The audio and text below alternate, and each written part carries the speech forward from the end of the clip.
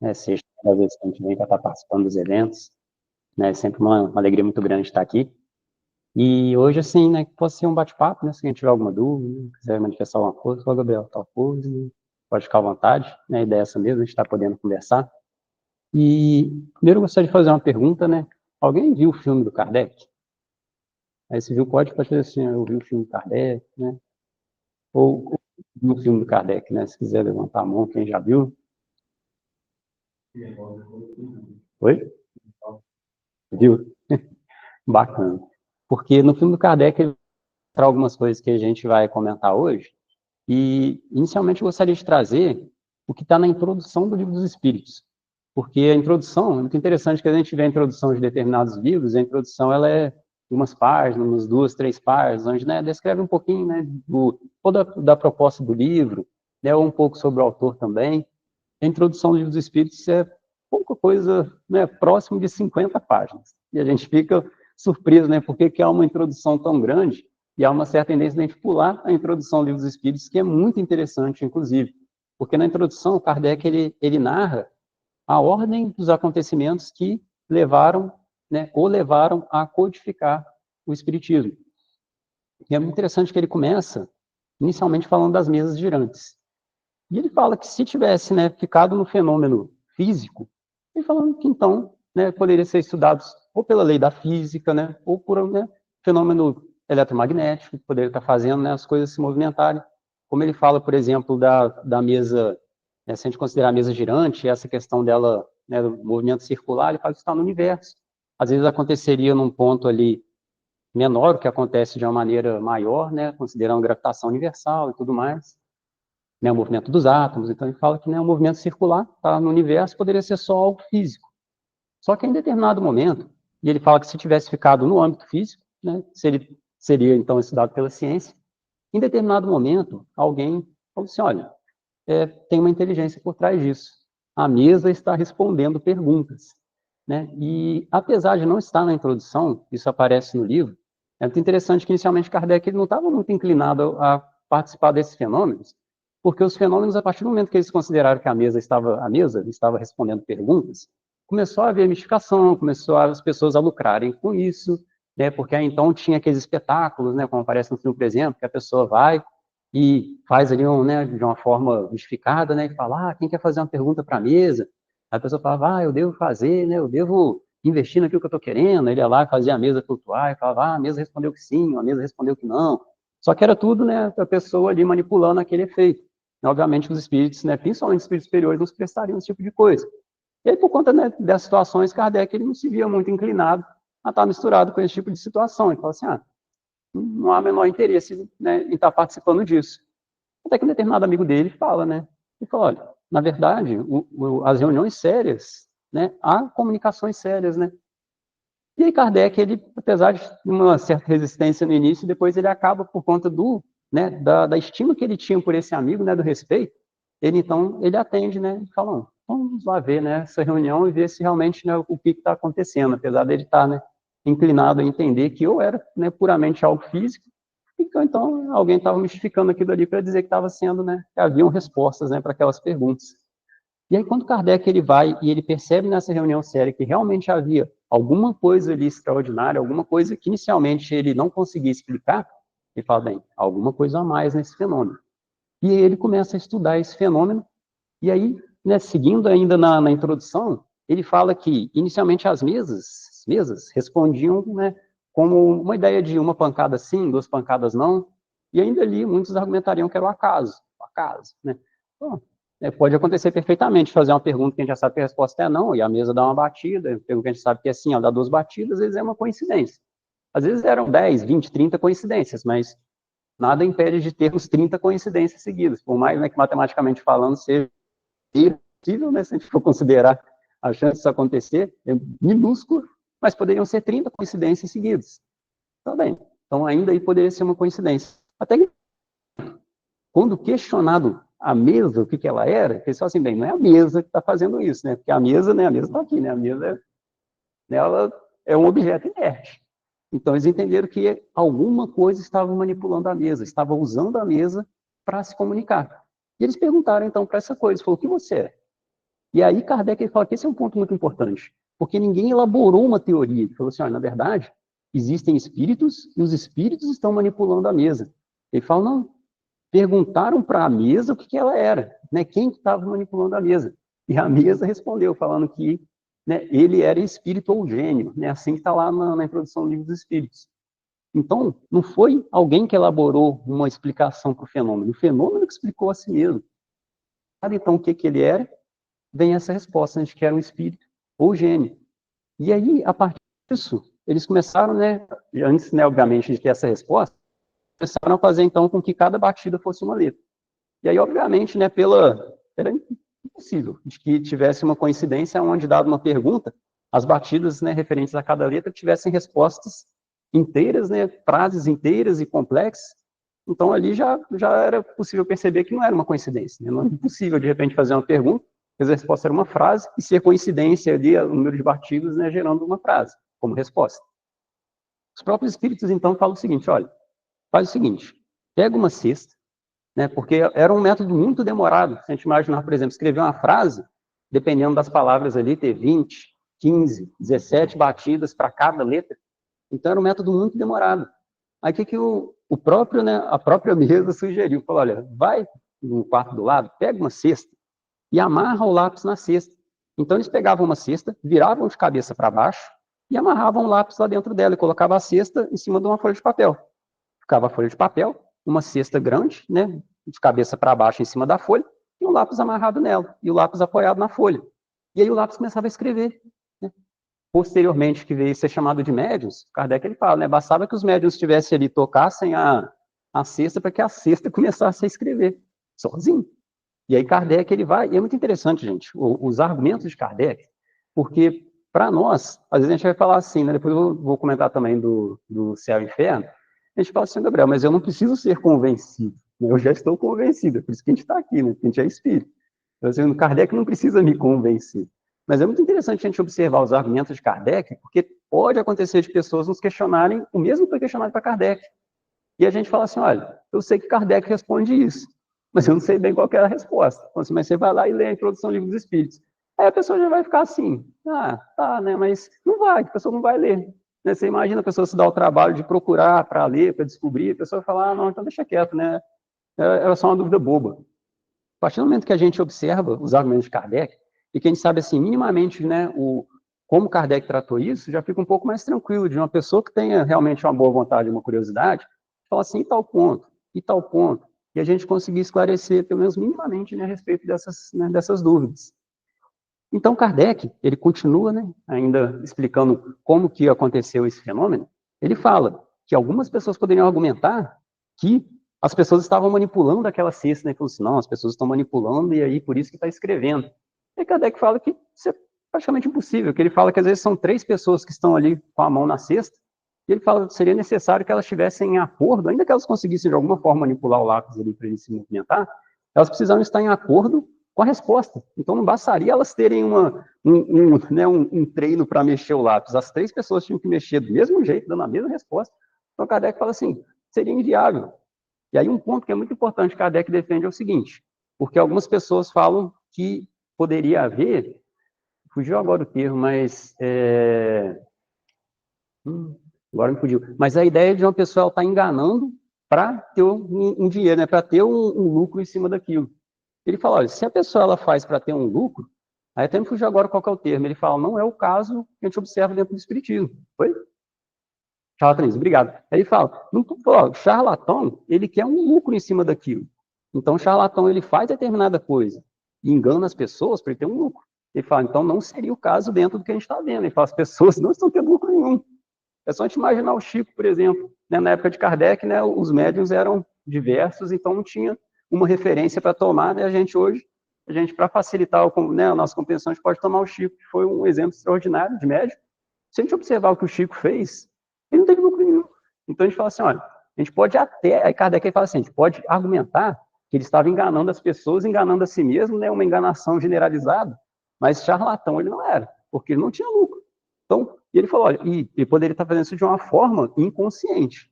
Ele falou, porque uma pessoa pode até se divertir por um tempo, engana os outros, e aquilo ali é divertido. Ele fala, mas uma pessoa passar uma vida enganando os outros, com qual propósito?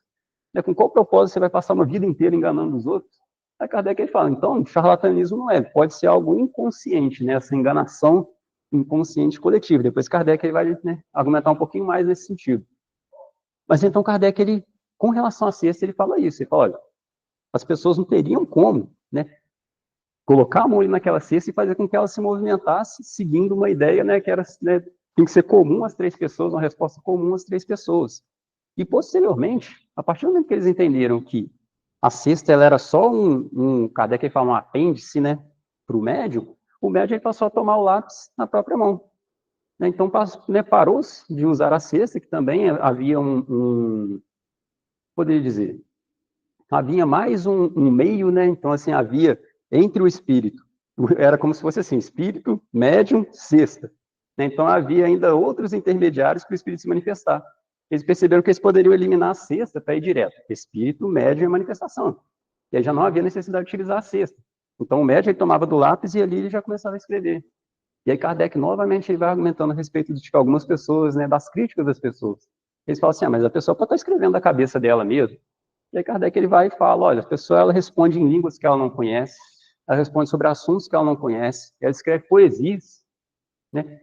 Muitas vezes escreve na caligrafia muito parecida de uma pessoa que já, né, desencarnou, assina ele falando que apesar de não ser, ele fala que é um argumento pontual. Né? Então, assim, acontece muitas vezes da assinatura ser idêntica à pessoa que desencarnou, principalmente quando isso acontece há pouco tempo.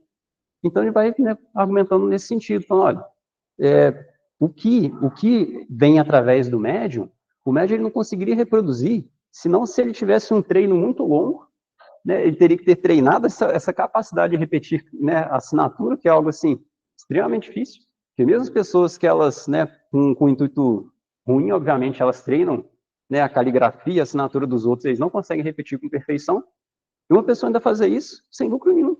Cadê que ele fala, olha, né, não faz sentido uma pessoa fazer isso, né, de repente ela está treinando ali escondido, e ele falando que ainda vai mais longe, que ele fala, como explica isso nas crianças? Que ele fala que essas manifestações aconteciam com as crianças também. Ele fala, como que explica, né, uma criança, de repente, ela está respondendo questões, né, do tipo, o que é Deus, o que é a alma, qual é o nosso propósito aqui, né, fala, para que a gente encarna, né, justiça divina, de repente fala assim, como se explica a justiça divina diante, né, das dificuldades que a gente está vendo, e uma criança responder, assim, de uma forma extraordinária, né, que faz ali, de repente, as pessoas debruçarem e conversarem a respeito daquilo, e fala, como isso é possível? Se não, se forem os espíritos se manifestando através da criança.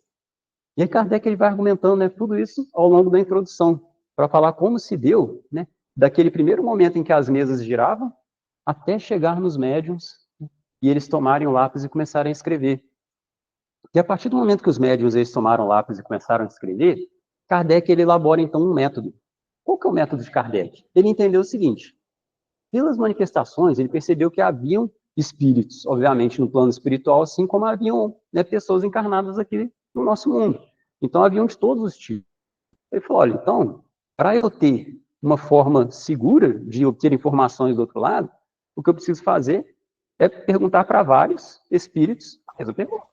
A partir do momento que eu tenho a maior quantidade possível de respostas para a mesma pergunta, eu consigo, né, perceber qual é, né, em que direção essas respostas estão indo.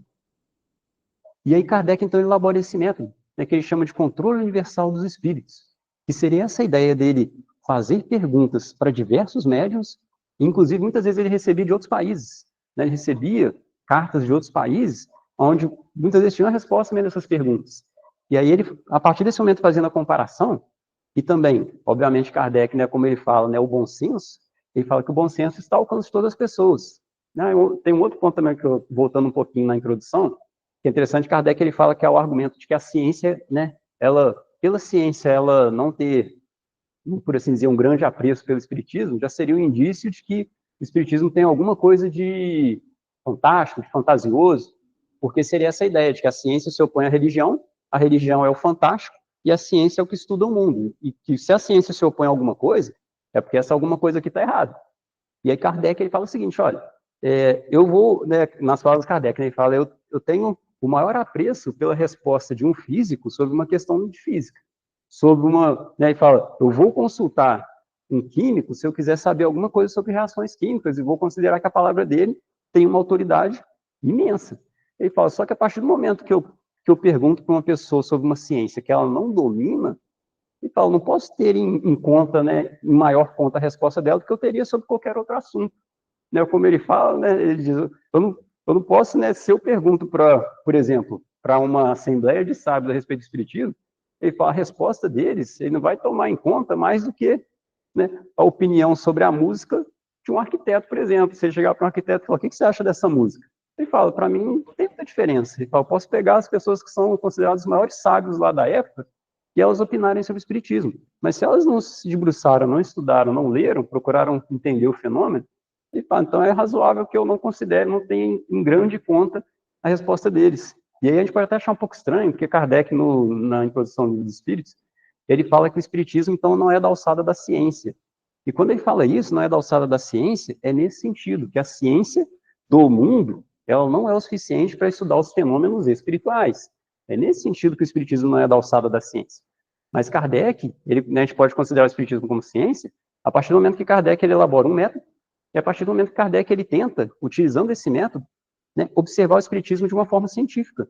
Né? Ele não só utilizar um método, como ele também, né, como a gente vai ver, a partir desse método, ele conseguir codificar o espiritismo, então ele utiliza o método para obter a resposta a respeito das diversas questões, né? Depois a gente comentar um pouquinho sobre o Livro dos Espíritos, e com isso, ele, utilizando esse método e codificando o espiritismo, ele tem condição de, né, por assim dizer, criar, né, mais adequado, né, a gente poderia dizer, né, codificar, né, como o próprio termo já disse, seria o mais adequado, codificar essa nova ciência, que é, então, o espiritismo. E Kardec, a partir do momento que ele faz essas perguntas, e ele começa a obter respostas, inicialmente, ele, né, a ideia dele era elaborar um livro, inclusive o primeiro livro dos Espíritos, a maneira como Kardec havia estruturado, ele não era na forma de perguntas e respostas, né, e ele era um texto corrido, então eram sobre diversos assuntos e eram textos corridos. Em determinado momento, Kardec ele percebeu que poderia ser interessante, assim como ele fazia as perguntas dos espíritos respondiam, ele formato de perguntas e respostas. E é o que ele faz. Ele elabora uma primeira versão, um pouco mais de 500 perguntas, onde tem, né, essa dinâmica. Os espíritos respondem, por vezes ele faz alguns comentários, por vezes ele faz uma pergunta, né, onde a gente vai ver uma letra A, né, uma pergunta, por exemplo, voltar na pergunta original e ele quer discorrer um pouco mais sobre ela, coloca uma letra A, e Kardec ele vai, assim, o Livro dos Espíritos. Essa primeira edição. Quando ele faz uma segunda edição, ele acrescenta, praticamente ele dobra a quantidade de perguntas, e aí a edição que a gente, a segunda já foi a 19, já foi a segunda e a última versão do Livro dos Espíritos, onde Kardec, ele então codifica, então ele pega todas essas perguntas, né, que ele fez para os espíritos, e ele não só coloca, né, numa ordem lógica, onde ele dividiu em 4 partes, né, e em cada parte ele vai, né, sempre numa gradação, né, pode construindo conhecimento, né, em cada uma dessas partes. Então, Kardec, ele, como a gente falou, ele não só reuniu essas perguntas e comparou, como ele também, utilizando o bom senso, ele conseguia perceber se perguntas, de repente, estava contradizendo. E ele fala que algumas pessoas argumentam que os espíritos superiores, às vezes, eles podem se contradizer. E ele fala que isso é aparente, porque ele fala que é uma questão de linguagem. Que os espíritos superiores, né, pela nossa linguagem ser pobre, às vezes eles vão utilizar, né, de termos que aparentemente parece que eles estão se contradizendo, né, mas que não é o caso. Ele fala que alguns vão dizer que Deus é o grande espírito, por exemplo. Outros vão dizer que, na verdade, né, existe Deus, espírito e matéria, que posteriormente é o que Kardec adota como sendo, né, deixa eu dizer assim, né, uma maneira, né, de nós dividirmos o mundo, né, em 3, por assim dizer, o universo, né, teríamos então Deus, espírito e matéria, que é o que Kardec acaba adotando. Mas ele fala que é tudo terminologia, que aquele espírito superior, o grande espírito, dentro, né, se definíssemos espírito de outra forma, estaria correto também. Então, Kardec ele fala que essas aparentes contradições são, obviamente, aparentes. Ele fala que os espíritos superiores, eles convergem para o mesmo ponto, que é o quê? A moral. Então, os espíritos superiores eles estão sempre convergindo para o bem, para a moral. Então, esse é o ponto, né, mais importante. Então, Kardec, ele pega essas respostas, mesmo nessas aparentes contradições, ele consegue extrair o princípio que elas têm em comum e codificar a nossa doutrina. E o Livro dos Espíritos, ele vem dividido em 4 partes, né? A primeira parte, que fala da criação, a segunda parte, que fala do mundo espírita, ou mundo espiritual, a terceira parte, que é das leis morais, e a quarta parte, que é das esperanças e consolações, né? Tanto terrenas, né, quanto, a gente poderia dizer assim, né, terrenas, né, quanto na vida espiritual. E para cada parte dessas, Kardec, posteriormente, ele escreve um outro livro. Por isso que a gente fala de um Pentateuco, né? Porque, na verdade, a gente tem o Livro dos Espíritos, que é dividido nessas 4 partes, e cada parte dessas, Kardec, ele veio escrever um livro. O segundo livro que Kardec escreveu depois do Livro dos Espíritos foi o Livro dos Médiuns. E por que Kardec ele decidiu escrever o Livro dos Médiuns? A partir do momento que ele escreve o Livro dos Espíritos, e ele percebe que as reuniões espíritas elas começam a se tornar mais frequentes, né? Ele começa a perceber que algumas pessoas não compreenderam, muitas das pessoas não compreenderam as manifestações mediúnicas. Então ele começa a fazer ele inicialmente, a ideia de Kardec era fazer só uma folhinha de instrução, falar assim, gente, ó, essas aqui são as instruções, né, para quem quiser fazer uma reunião mediúnica. Aí ele começa a fazer isso, chegou até a circular um pouco, ele falou assim, não tem como. É muito difícil, ele falou assim, mesmo a pessoa que já está estudando espiritismo há mais tempo, eu simplesmente dar uma folha, porque é muito mais complexo que isso. E aí ele tenta escrever, começar a escrever um pequeno compilado ali de né, itens que as pessoas deveriam observar, e por fim, ele entende que não seria possível, que ele teria que escrever um outro livro, tal a complexidade daquele tema e tal a seriedade, né, que envolvia as reuniões mediúnicas. Então, Kardec, ele começa a escrever o segundo livro, que é o Livro dos Médiuns, referente à segunda parte, né, que seria do mundo espírita, ou mundo espiritual, né, no Livro dos Espíritos. Então, Kardec, ele começa a escrever o Livro dos Médiuns, e o Livro dos Médiuns, ele não só trata dos diversos tipos de mediunidade que a gente tem, né, ele explica, né, no Livro dos Médiuns, por exemplo, que a gente vai considerar médium aquele que tem uma mediunidade ostensiva. Que a partir do momento que a gente define o médium como sendo aquele, né, que ele funciona como um intermediário entre o plano espiritual e o físico, ele fala que nesse sentido todos somos médiums. Né, a ideia de nós podemos, por exemplo, fazer uma oração, né, a gente conseguir se ligar a Deus, por exemplo, através do pensamento. Então, de alguma forma, nós nos tornaríamos também um intermediário entre o mundo espiritual e o mundo físico. Mas o que ele vai considerar como médium, de fato, são os que conseguem fazer isso de uma forma mais ostensiva.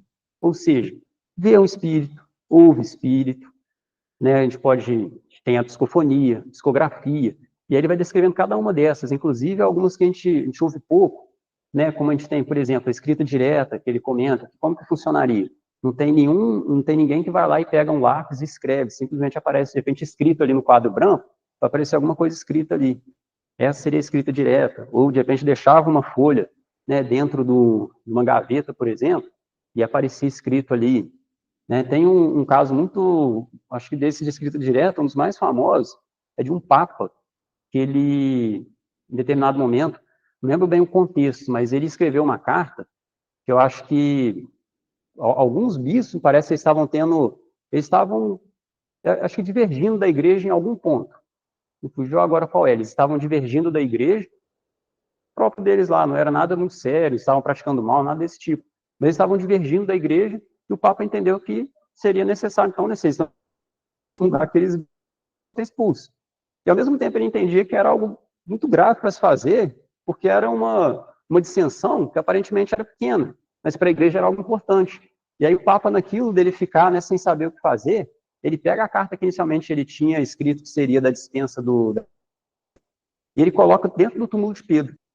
Vai lá, coloca dentro do túmulo de Pedro, e ele fala assim, se for da vontade, ele vai modificar essa carta.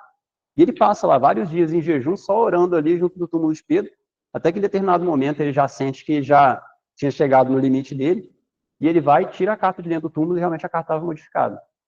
E aí a carta, não lembro bem como ela foi modificada, mas num sentido de algo mais brando, né, para eles compreenderem que não seria necessário agir daquela forma com aqueles bispos. Então esse é um dos casos assim, mais emblemáticos de escrita direta, né, porque ele coloca a carta lá, né, quem que modificou? Foi escrita direta, né, foi através da escrita direta que foi modificada aquela carta. Ninguém foi lá e colocou um lápis lá dentro, escreveu, né. Então, Kardec ele não só explica os diversos tipos de mediunidade, como ele fala da reunião mediúnica, como nós devemos agir, né, diante da reunião mediúnica, a importância da seriedade, né, o propósito, principalmente propósito. Propósito é algo muito importante, porque quando a gente pensa na reunião mediúnica, a gente tem, hoje em dia, grosso modo, a gente tem 2 propósitos com a reunião mediúnica, que seria, o primeiro, seria consolar os espíritos sofredores, que eles vêm e se manifestam na reunião mediúnica, para eles serem auxiliados, e o segundo seria para instrução. Grosso modo, a gente tem esses 2, né, os espíritos superiores, eles trazendo, né, instruções para a gente. O primeiro, a gente poderia considerar que não há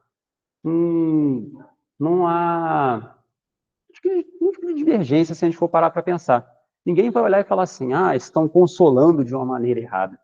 Agora, informações novas, a gente não tem condição, por exemplo, de fazer o que Kardec fez, né, de nós submetermos uma determinada comunicação ao controle universal dos espíritos.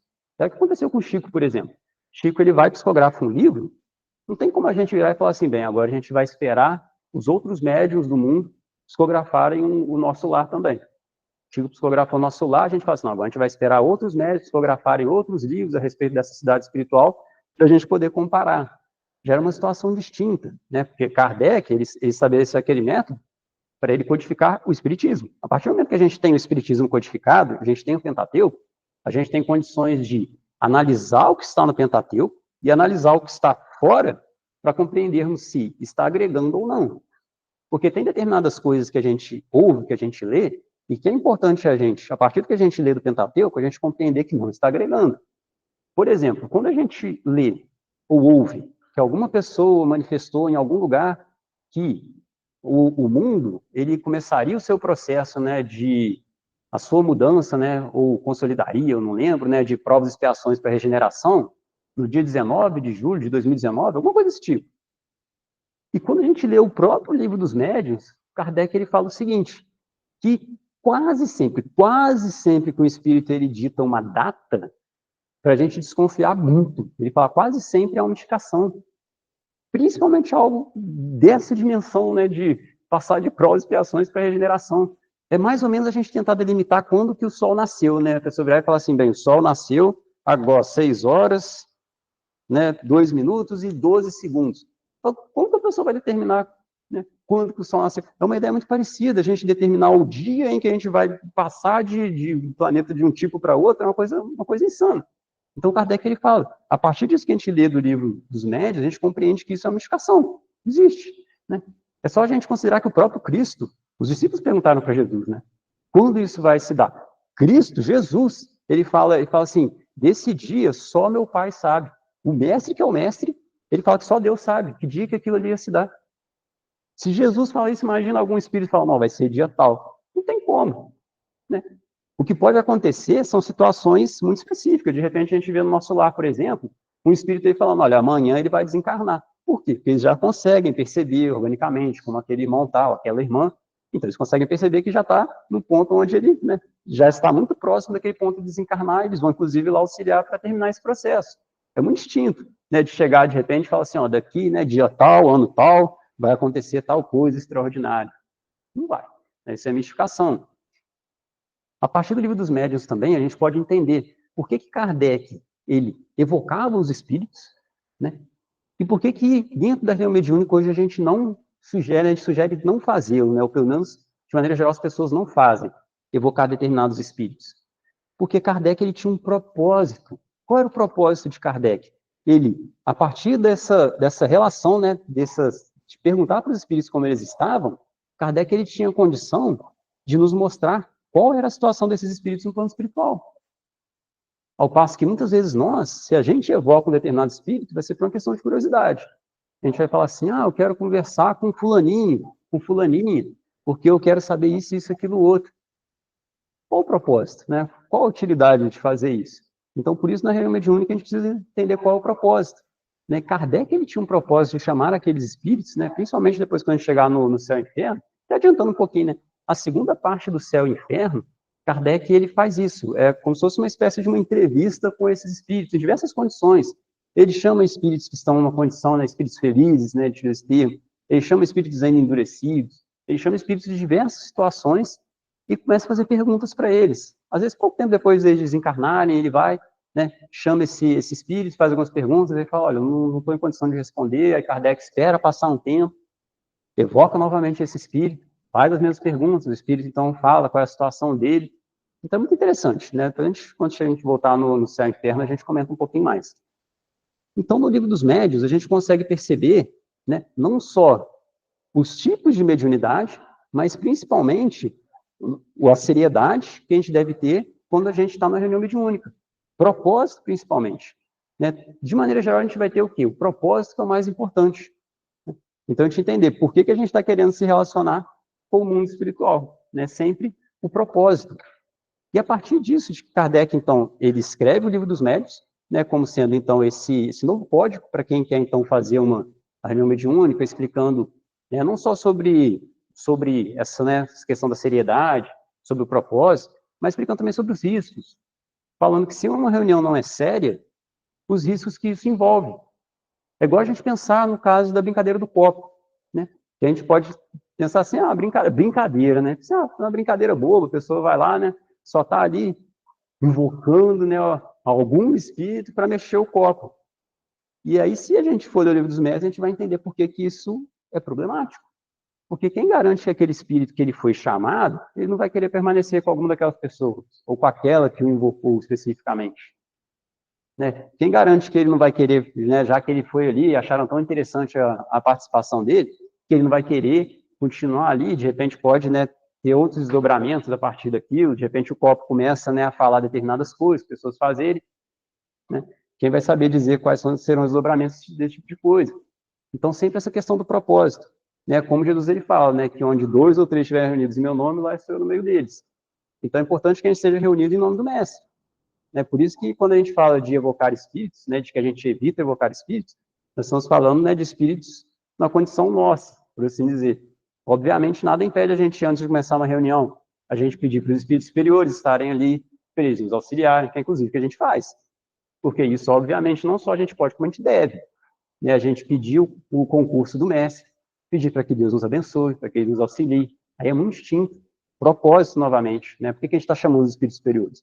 A gente quer se instruir, né? A gente quer se melhorar, né? Nós queremos nos melhorar. Então, é sempre propósito da reunião. Depois do Livro dos Médiuns, né?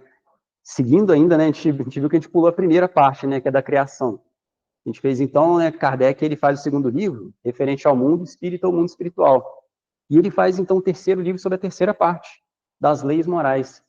E as leis morais é muito interessante, porque desde a primeira versão do Livro dos Espíritos, né, aquela versão com perguntas e respostas, aquela de 500 e poucas perguntas, Kardec ele não alterou nada na parte das leis morais.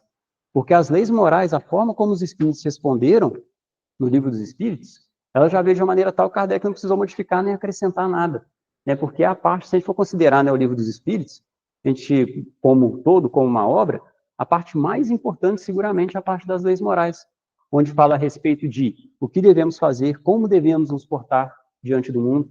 E é muito interessante Kardec, né, a primeira parte, né, né, o primeiro capítulo dessa parte, né, que ele fala da lei divina ou natural, é muito interessante que Kardec, na última pergunta, ele fala assim, olha, você acha que é interessante, né, essa divisão em 10 partes, né, das leis naturais, das leis divinas? E os espíritos falam que, né, por uma questão didática, era uma divisão interessante, né, que obviamente podia ser de qualquer outra maneira, né, que Kardec faz essa divisão por uma questão didática, né, ainda se reportando nessa ideia, né, 10 mandamentos, 10 leis, 10 leis divinas, um pouco, né, tem a ver com isso. Kardec, então, ele faz essa divisão e em cada capítulo ele discorre sobre né, cada uma dessas leis morais. Antes ainda, quando a gente, ainda no Livro dos Espíritos, Kardec ele faz uma pergunta, né, para os espíritos de qual é o nosso maior guia e, né, qual seria o nosso modelo, né, qual seria o nosso guia, né, o maior exemplo que a gente tem. E a resposta é muito curtinha, né, é uma palavra, né, que é Jesus, é a resposta mais curta do Livro dos Espíritos. E a partir disso, Kardec ele entende a necessidade de escrever um livro tratando da moral do Cristo. E aí, é muito legal, porque Kardec, quando ele é questionado se o Espiritismo é uma religião, e eles questionam isso numa das reuniões da Sociedade Espírita, né, de Paris, Sociedade Espírita Parisiense, Kardec ele fala que não. A gente pode ficar surpreso com essa resposta de Kardec, né? Ele fala, não, não é uma religião da forma como entendemos religião, sacerdote, ritual, dogma. Então, ele evitava a ideia de o espiritismo ser uma religião para não acontecer de nós termos essa necessidade de herdarmos tudo aquilo que a gente, né, herdaria se a gente considerasse uma religião. Né, o sagrado, a gente chegar e falar assim, não, gente, ó, isso aqui é sagrado. Vou pegar aqui um pouquinho. A gente fala assim, ó, a água é sagrada. Não pode ser qualquer um que toma água, não. Eu falo assim, ó, a água só o presidente do centro pode tomar. É esse tipo de coisa que Kardec queria evitar. Né? Ou a ideia de falar assim, não, gente, ó, só pode, no dia tal, ninguém pode vir com roupa preta. Se vir com roupa preta, vai estar, né, fazendo a atmosfera pesar. Esse tipo de coisa que não faz o menor sentido é o que Kardec queria evitar. Ele queria evitar os dogmas, essa ideia da gente ter, né, porque o centro espírita, toda a divisão do centro, ela é administrativa. Não tem ninguém que está hierarquicamente superior a ninguém. Não tem ninguém que vira e fala assim, não, agora a gente tem que ir lá e a gente tem que ver se fulano, né, por ele ser uma autoridade dentro do centro, ele vai autorizar ou não a gente a pensar dessa forma. De repente alguém chegar e falar assim, gente, ó, a gente vai consultar o presidente da FEB a respeito de uma determinada coisa para saber se a gente está autorizado a pensar assim ou não. Não. O Espiritismo é um convite ao estudo. A maneira como a gente vai pensar, a gente pode sentar, a gente pode entrar num consenso. A FEB pode emitir uma nota a respeito de uma determinada coisa. Né, o posicionamento dos membros da FEB, que a gente, inclusive, pode discordar também. Né, o que eu falo, a gente pode discordar de repente. O Haroldo Dutra, por exemplo, é uma pessoa que estuda muito. E que, né, o que ele fala é a partir de muito estudo que ele teve. Isso significa que a gente não tem a possibilidade de discordar? A gente pode. É importante que a gente tenha um embasamento para a gente discordar. A gente fala assim, estou discordando do Haroldo por isso, por isso, por isso. Mas não significa que ele é uma pessoa que está acima de todos. A gente fala assim, não, agora o Haroldo falou isso, ele é lei. O Haroldo falou isso, a gente vai ter que acreditar, a gente não é espírita. Né? Fala assim, não, o Haroldo falou isso. Você fala assim, não, mas eu discordo. Então você não é espírita. Você vai ser excomungado do espiritismo. Né? Agora você está convidado a mudar de religião. Isso não existe. Né? Não tem ninguém com esse tipo de poder dentro do espiritismo.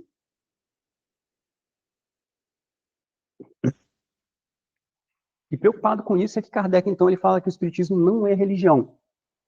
Mas ele complementa, ele fala, se a gente considerar a religião como sendo, né, se a gente entender, por exemplo, o centro espírita como sendo um local onde as pessoas se reúnem, se congregam para aprender, né, para estarem, né, ter esse momento de ligação com Deus, com a espiritualidade, então a gente pode considerar o centro espírita como sendo um templo, se a gente fosse entender. A gente pode entender, então, o espiritismo como sendo, né, a religião da fraternidade, a religião do amor, mas ele evitou esse termo religião, ele fala que se fosse possível utilizar um outro termo, né, que designasse essa ligação nossa com o plano espiritual, né, que não herdasse essa, né, de dogmas, de clero, né, de tudo isso, ele falou que seria o ideal. Então, hoje a gente pode falar com mais serenidade que o espiritismo é religião. A gente entende que é uma religião da forma como Kardec colocou, que é uma religião que não tem dogma, não tem sacerdote, né, não tem um tipo de ritual, né, que a gente fala, por exemplo, alguma pessoa pode falar assim, não, mas toda vez que eu chego lá, tem uma reunião no início, tem uma prece no início e uma prece no final. Isso é um ritual. A gente fala, não é um ritual. Fala assim, a gente não é obrigado a fazer, a gente faz por respeito. A gente faz por considerar, né, o carinho, o respeito pela espiritualidade. Então, né, por compreender também a nossa pequenez, né, a necessidade da espiritualidade, né, tá nos auxiliando, né, como o texto, né, que a gente leu aqui, por exemplo, né, falando, né, que por nós mesmos a gente não pode nada.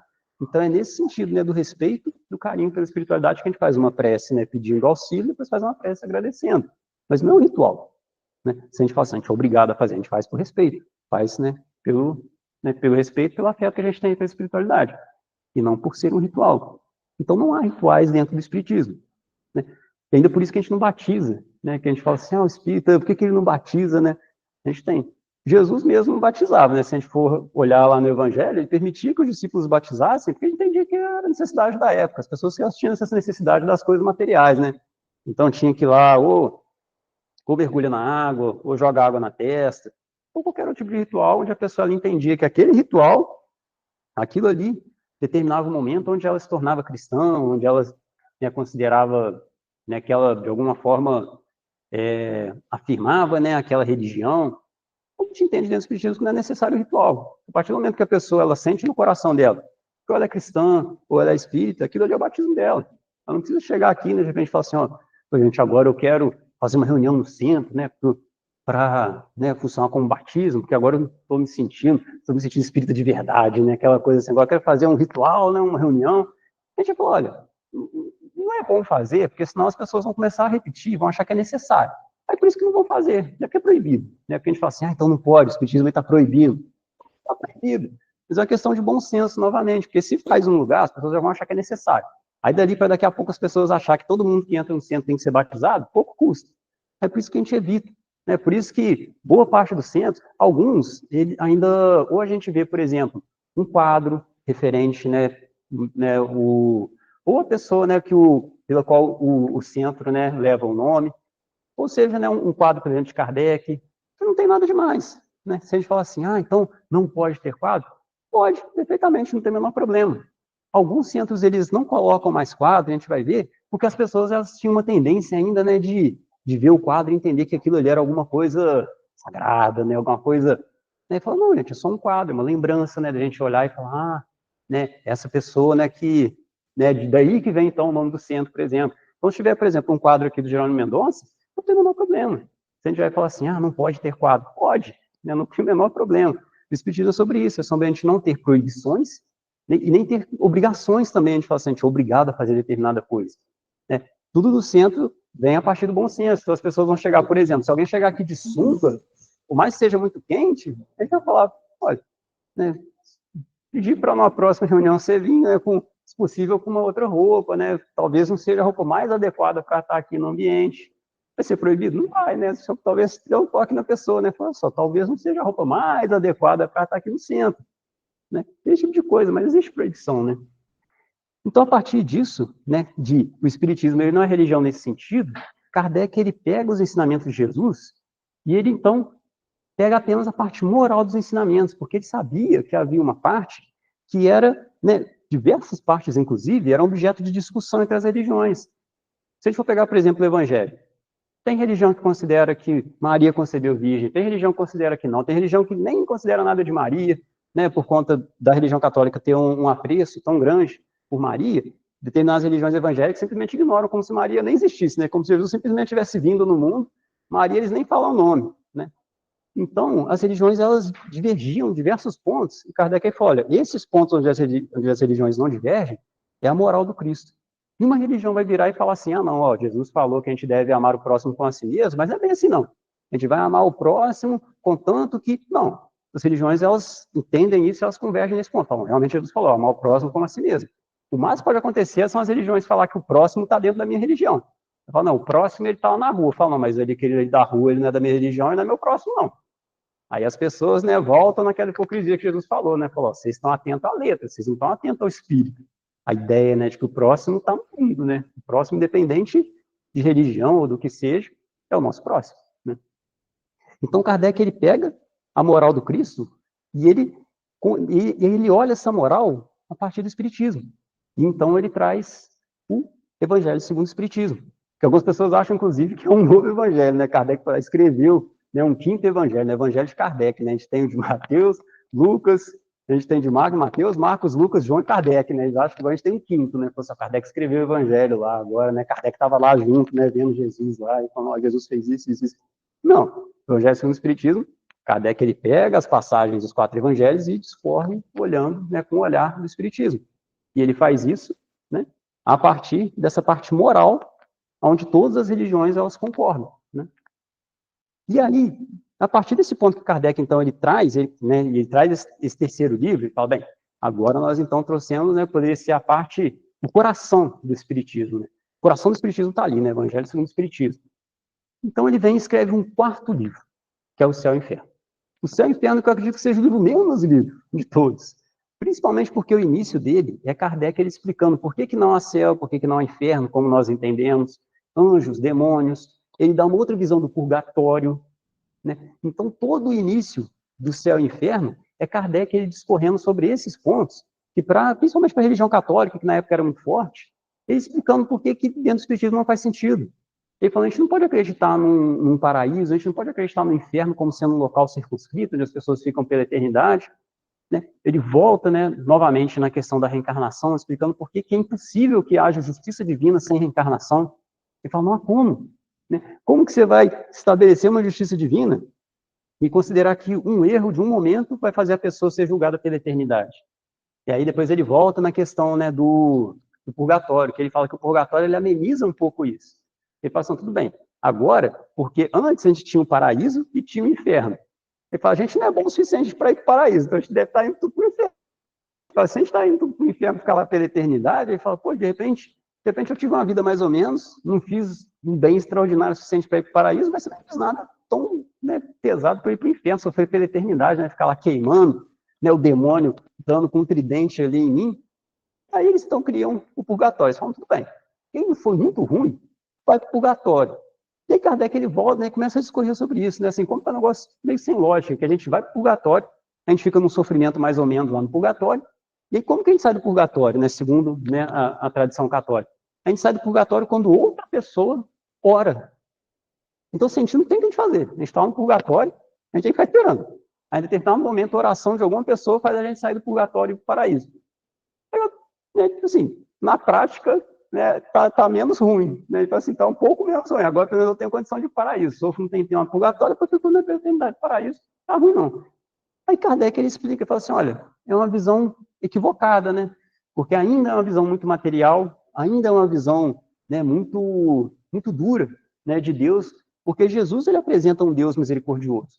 Só que esse Deus misericordioso, a partir do momento que a igreja começa a crescer em poder, ela começa a apresentar cada vez menos Deus como sendo um ser misericordioso. A misericórdia de Deus ela vai sendo esquecida. Né? E aí vai voltando esse Deus duro que condena filhos ao inferno. É até interessante que se a gente for parar a pensar, Maria, ela toma, né, a imagem de mãe, né, se a gente for considerar Deus como um pai, Maria ela toma a imagem de mãe, né, como sendo a misericórdia, o acolhimento, né, intercessora. Por quê? Porque a imagem de Deus ainda estava uma imagem muito do Antigo Testamento, né, de um Deus duro, de um Deus vingativo, de um Deus que lança filho no inferno. E, obviamente, assim, Maria, ela é um espírito que acolhe a humanidade como pouquíssimos espíritos na Terra têm a condição de fazer. Mas é importante nós compreendermos que essa face maternal, ela está em Deus também. Deus, ele, na verdade, Jesus se refere a ele como pai, mas o mais certo é que se o mestre voltasse hoje, ele se referisse a Deus como mãe, igualmente. Porque Deus, ele é tanto nosso pai quanto nossa mãe, nesse sentido de uma misericórdia infinita, sempre disposto a acolher, sempre disposto a perdoar, sempre disposto a dar uma nova chance. Então, Deus, ele não só ele tem essa face paterna, né, essa face do rigor, essa face da justiça, né, que muitas vezes é atribuída, né, assim, Deus é o pai da justiça, é o pai do rigor, é aquele pai que cobra. E a gente muitas vezes esquece que Deus ele também é a misericórdia, né, é a face materna, é a misericórdia, é o acolhimento, é o perdão. Então, o Espiritismo ele volta a apresentar esse Deus para nós. E Kardec, no Céu e Inferno, ele vai explicando por que então vai perdendo sentido a gente imaginar um inferno como sendo um local circunscrito, que as pessoas ficam lá queimando. Ele fala que, inclusive, é a pior versão que já criaram do inferno, é o inferno cristão. Porque ele fala que as outras religiões antigas, as religiões antigas, elas criavam um local que, apesar da pena ser eterna, ela era proporcional ao crime. Então, a pessoa que ela cometeu crimes muito severos, a punição era muito severa. Agora, pessoas que tinham cometido crimes mais brandos, a punição era mais branda. Como ele narra lá o caso de uma pessoa, né, dentro dessa uma religião mais antiga, de uma pessoa que ela havia confiado muito em si mesma, e que ela não confiava nos deuses. Para considerar o ateu moderno, né? E quando chega lá e que é julgado, né, pelos 3 juízes, eles falam assim, olha, você confiou em você mesmo, você não confiou nos deuses, então agora você fica confiado a você mesmo, a vagar aí pela eternidade. Então a pena dele foi vagar pela eternidade naquilo que seria o inferno, sem ter ninguém ali como referência, sem poder auxiliá-lo. O sofrimento dele seria vagar ali pela eternidade, sem propósito, sem nada.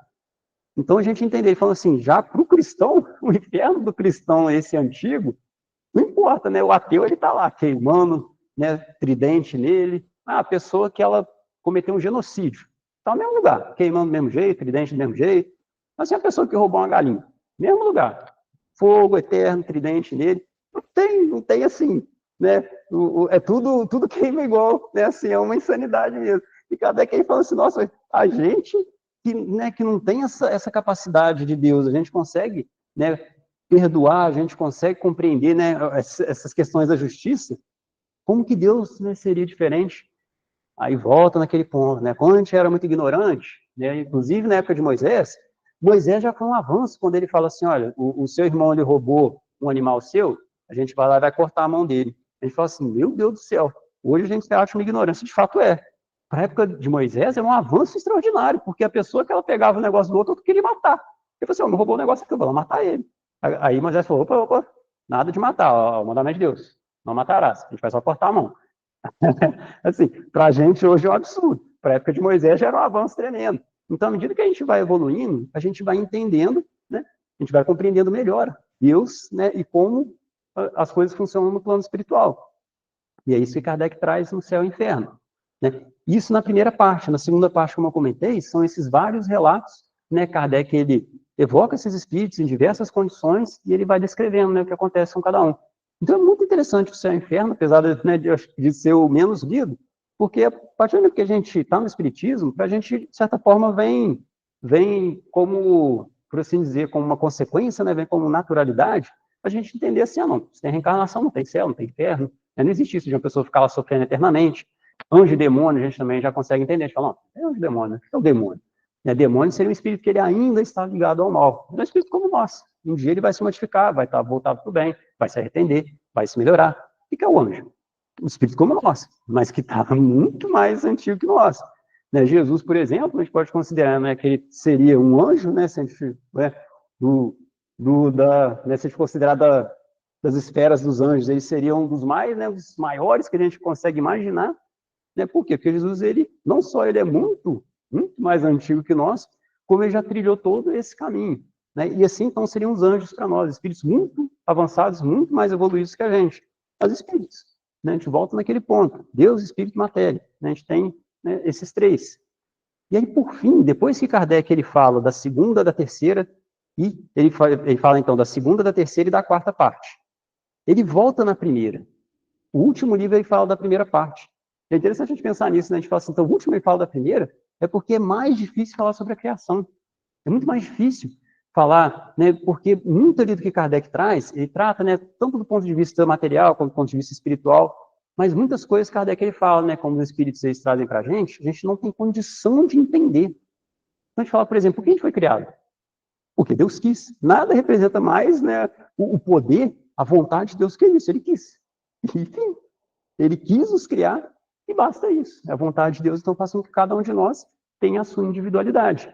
Né? Então, nesse livro A Gênesis, Kardec não só fala da criação do ponto de vista material, espiritual, como na segunda parte ele trata dos milagres. E explica por que para o Espiritismo a gente entende que não há milagres, no sentido de algo sobrenatural. A gente, né, para o Espírito não faz sentido sobrenatural. Por quê? Porque para a gente não faz sentido Deus ele derrogar as próprias leis para mostrar a sua grandeza. Ele virar e falar assim, bem, gente, ó, agora a lei da gravidade está funcionando assim. Perfeito? Perfeito. Ele fala, agora eu vou acabar com a lei da gravidade para mostrar como eu sou poderoso. De repente todo mundo começa a flutuar. Assim, porque se Deus ele quisesse que a gente, se ele quisesse nos forçar a acreditar, ele teria criado a gente assim. Se ele não quer nos forçar a acreditar, se ele quer que seja mérito nosso, a gente desenvolver a nossa fé, ele dá indícios para nos auxiliar. Então, a mesa que gira, é o Chico Xavier que escreve cartas que a gente fica assim, meu Deus do céu, ele está falando uma coisa que é impossível a pessoa saber, coisa que de repente o outro fala assim, isso aí foi uma coisa que eu estava sussurrando pro outro que estava ali em coma. E Chico escreveu.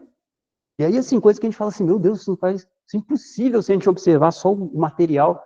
São indícios que se a gente tiver boa vontade, tiver fé, a gente vai compreender que em cada um desses Deus está ali, né? E muito antes, né, as pessoas que ainda tinham uma sensibilidade de perceber na natureza, na lua, no sol, ali elas entendiam que havia um Criador, que havia, né, um ser que estava acima de tudo, que não só criou, como idealizou tudo aquilo. Então, Kardec ele fala que não faz sentido a gente imaginar que Deus derroga as próprias leis para provar a sua grandeza.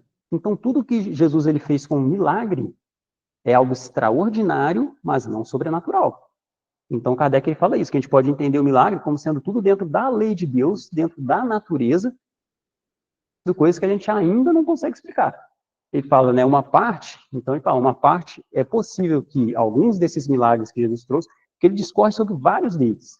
Ele fala, alguns desses é possível que tenha sido uma metáfora, tenha sido uma história, né, como ele fala, por exemplo, a multiplicação dos pães, ele fala, é possível que tivesse sido uma história, tivesse sido uma metáfora, né, diversos outros. Outros ele vai discorrendo, principalmente sobre a cura, porque ele fala, olha, ainda hoje as pessoas conseguem, obviamente, curas menores, né, através do magnetismo, o passe, né, com mais tempo também.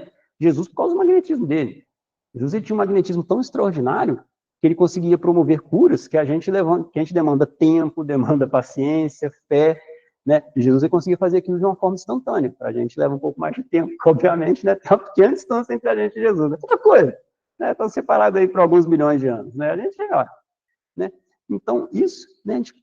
Isso assim, só para dar uma passada rápida, né, em cada um dos livros da codificação, né, para a gente ter um pouquinho, né, da ideia disso, né, o que Kardec trouxe para nós, do trabalho dele. Era isso, né, que eu vim trazer para a gente hoje, né, poder conversar um pouquinho, né, sobre a codificação e sobre Kardec. Muito obrigado.